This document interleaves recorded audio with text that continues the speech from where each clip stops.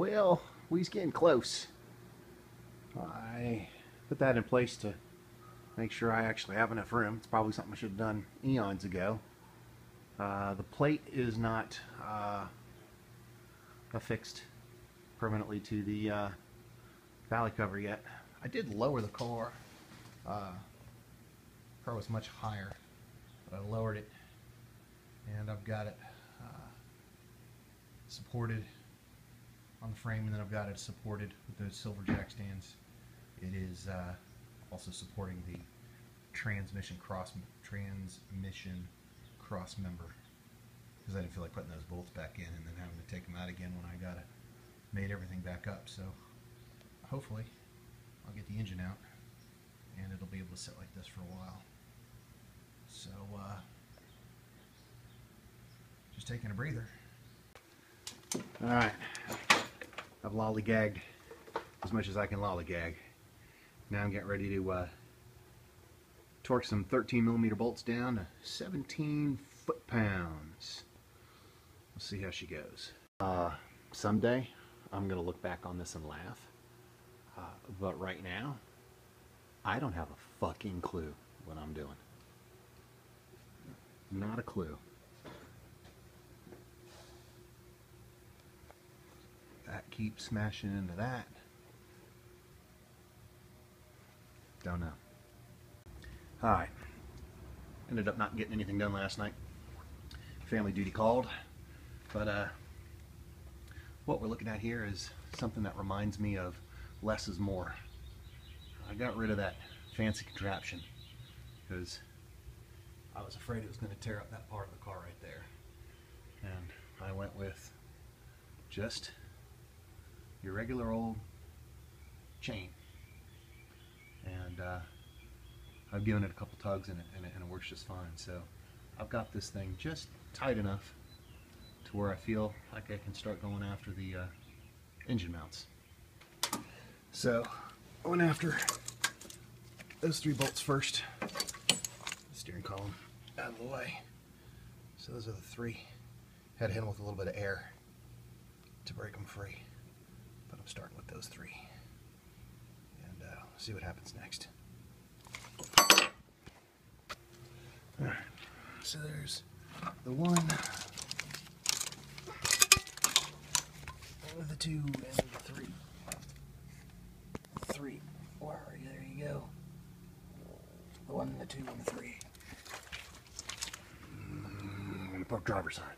Well, luckily, I got all 6 off. And the reason why I say luckily is because on number 6, I learned an abject lesson about buying tools on the internet. The pin for this universal flew out, and it is now useless. Where the pin is anybody's guess, but I wish I remembered what brand this was. I'll probably have to go and look at it, look at my receipt online, but not too impressed, seeing as how these probably have less than 5 minutes of use grand total. The only other time I used them was on the exhaust manifold to wide pipe bolts. So I'm lucky I got that far.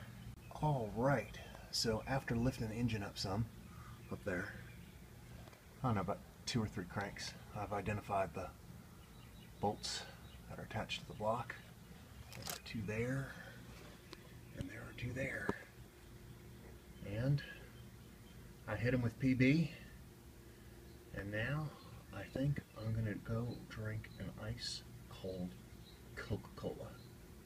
And I hit both sides, by the way. This side's just easier to see because the other side's got more stuff in the way.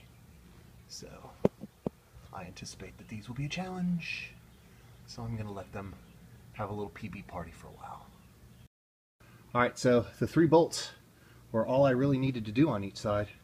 The other 4 bolts on the other side are the actual mount themselves. And I didn't undo those, so those are coming with the engine. So the engine is right there. And, whoa, Hold on, slow down. Can you push it back? Which way? Push it towards the firewall. Okay, good. Now we're gonna need to push another inch. Good, good, perfect.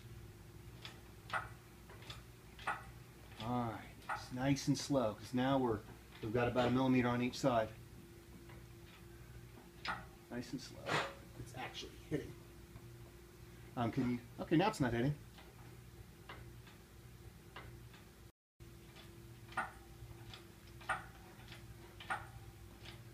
If I let go of this thing, it's going to fly. I just wanted to clear that. Clear. All right. Okay. No, tree. All right, I'm going to pull it. I need to pull the whole thing. Yeah, that's much easier.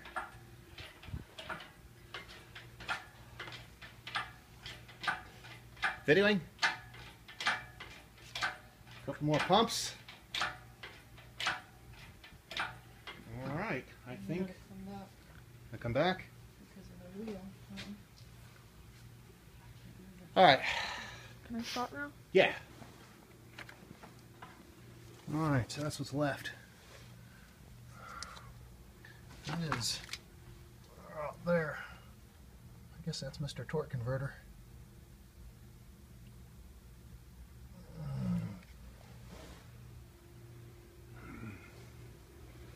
There's the big hole.